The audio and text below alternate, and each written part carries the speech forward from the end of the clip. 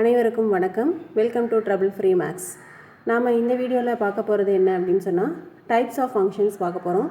ஏற்கனவே போன வீடியோஸில் ஃபங்க்ஷன்னா என்ன, அப்புறம் ஒரு ரிலேஷன் கொடுத்து அதில் எப்படி image, pre image, domain, codomain, ரேஞ்ச்னால் எப்படி எழுதுறது அப்படிங்கிறதெல்லாம் போன 2-3 வீடியோஸ்லேயே நம்ம பார்த்தோம்.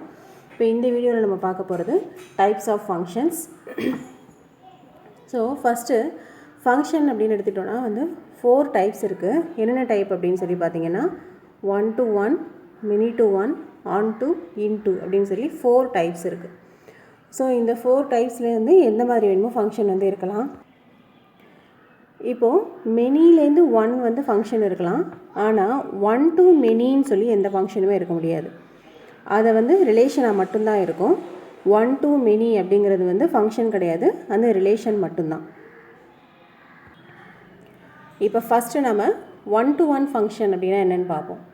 1 to 1 ஃபங்க்ஷன் அப்படின்னு சொல்லலாம். அதுக்கு இன்னொரு நேம் என்னென்னு சொன்னால் இன்ஜெக்ஷன் அப்படின்னு சொல்லுவாங்க.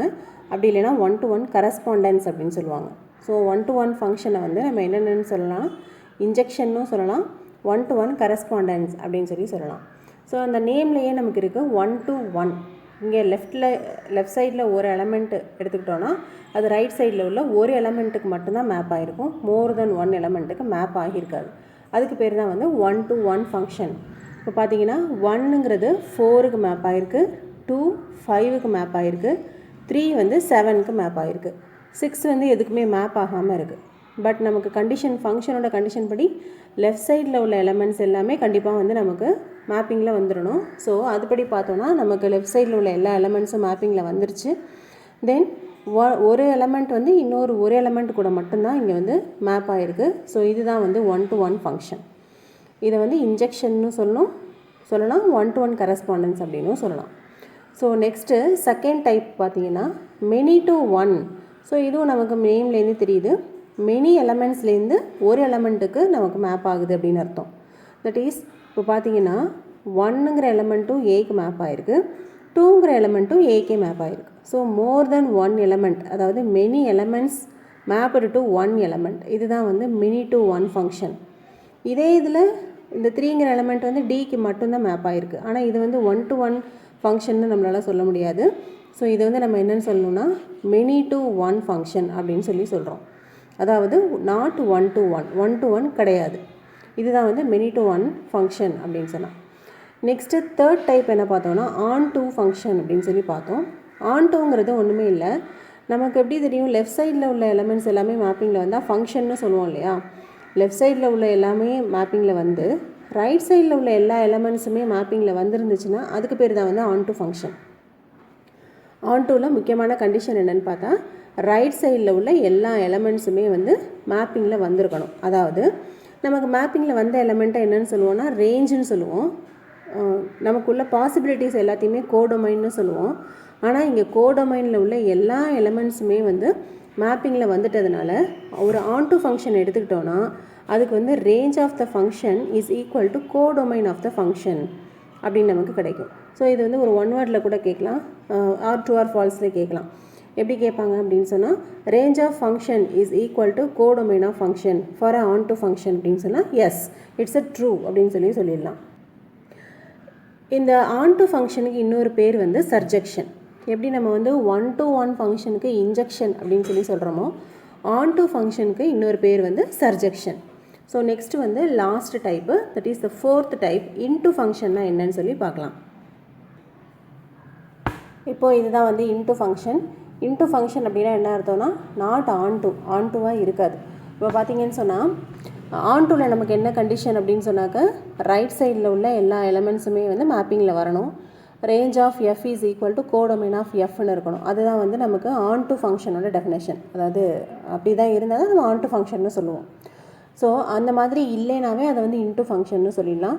ஸோ ரைட் சைடில் உள்ள ஏதாவது ஒரு எலமெண்ட் மேப்பிங்கில் வராமல் இருந்தால் கூட அது நம்ம இன்டு ஃபங்க்ஷனில் தான் சொல்ல போகிறோம்.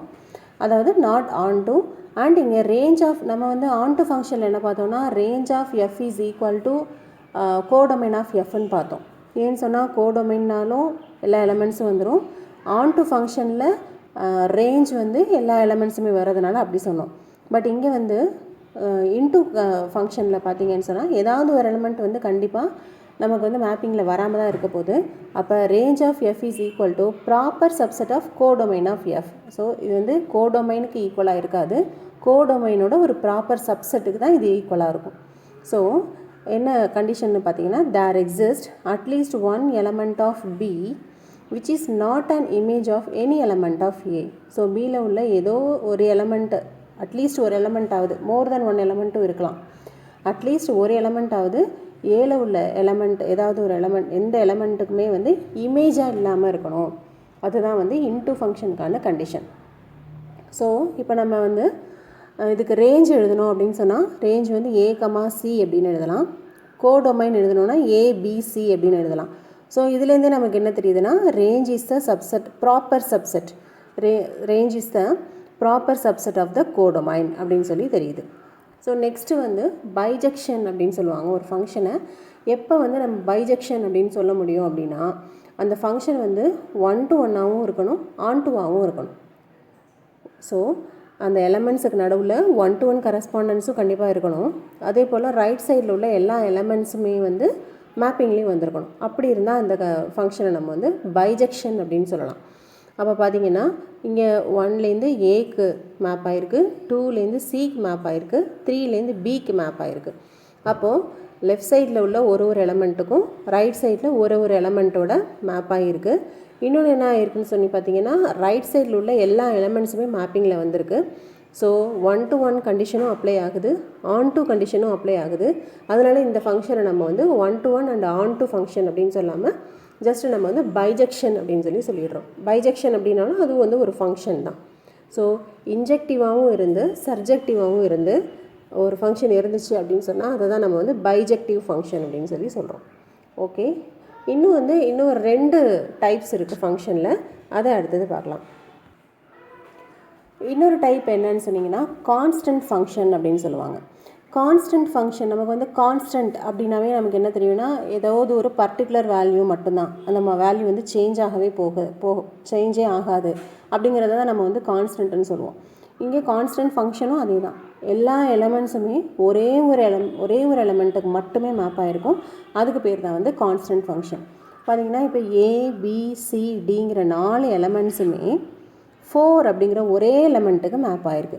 இந்த மாதிரி மேப் ஆகி இருந்ததுன்னா இதுக்கு பேர் தான் வந்து கான்ஸ்டன்ட் ஃபங்க்ஷன். ஸோ அதுக்கான டெஃபினேஷன் என்னென்னு பார்த்தோன்னா, a function f from A to B is a constant function if the range of f contains only one element. இப்போ இதுக்கு ரேஞ்ச் எழுதணும்னா 4 மட்டும்தான் எழுதுவோம். அப்போ ரேஞ்சில் வந்து ஒரு எலமெண்ட் மட்டும்தான் இருக்குது அப்படின்னு சொன்னால் அதுதான் வந்து constant function. f of x equal to c for all x belongs to A. So x belongs to Aன்னு சொன்னால் ஏல உள்ள ஒவ்வொரு எலமெண்ட்டுக்கும் there exists only one element, அதாவது ஒரே எலமெண்ட்டுக்கு எல்லாமே மேப் ஆகியிருக்கு அப்படின்னா அதுதான் நம்ம வந்து கான்ஸ்டன்ட் ஃபங்க்ஷன் அப்படின்னு சொல்லுவோம். பார்த்திங்கன்னா இதில் ரேஞ்ச் வந்து 4 அப்படின்னு ஒரே ஒரு நம்பர் மட்டும்தான் வரும். ஸோ நம்ம ஃபங்க்ஷன் எப்படி எழுதலாம்னா A,4, B,4, C,4 and D,4 அப்படின்னு சொல்லி எழுதுவோம். இது பேர் தான் வந்து கான்ஸ்டன்ட் ஃபங்க்ஷன். நெக்ஸ்ட்டு வந்து ஐடென்டிட்டி ஃபங்க்ஷன். ஸோ ஐடென்டிட்டி அப்படிங்கிற நேம்லேருந்தே நமக்கு என்ன தெரியுதுன்னா, ஒரு நம்பரோட அது 1ஓட ஐடென்டிட்டி வந்து நம்ம வந்து அதே எலமெண்ட்டுக்கு மேப் ஆகிருக்கும். 1 is mapped to 1, 2 is mapped to 2, 3 is mapped to 3, அதே போல் A is mapped to A, B is mapped to B, அந்த மாதிரி அதே எலமெண்ட்டுக்கு மேப் ஆகிருந்ததுன்னா அதுக்கு பேர் தான் நம்ம வந்து ஐடென்டிட்டி ஃபங்க்ஷன் அப்படின்னு சொல்லுவோம்.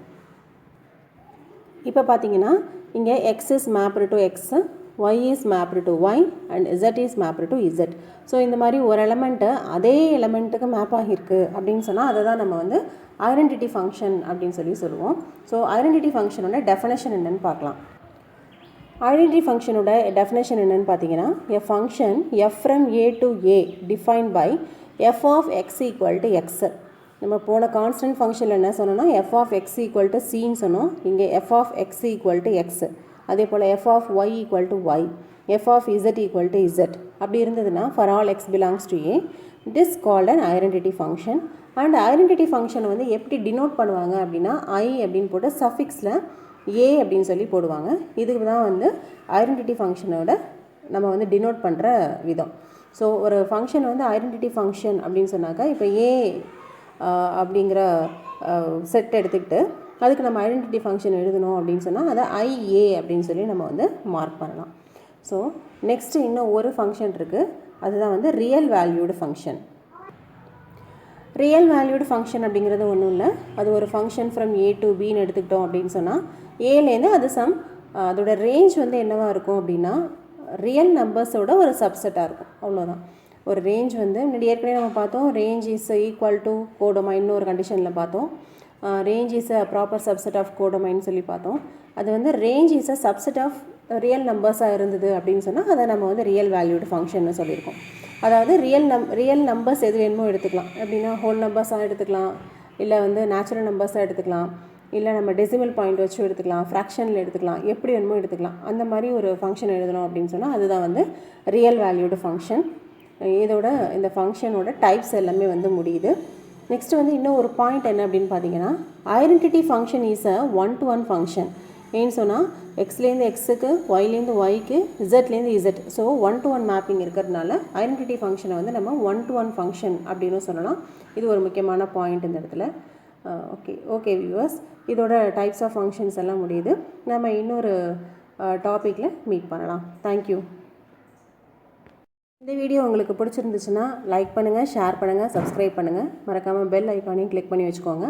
அப்போ தான் நான் போடுற அடுத்தடுத்த வீடியோஸ்லாம் உங்களுக்கு வரும். அடுத்து இந்த ஃபங்க்ஷன் டைப்ஸ் ஆஃப் ஃபங்க்ஷன்ஸில் உங்களுக்கு ஏதாவது டவுட்ஸ் இருந்தாலும் நீங்கள் எனக்கு கமெண்ட் செக்ஷனில் அனுப்புங்க, நான் உங்களுக்கு கிளியர் பண்ணுறேன். தேங்க்யூ.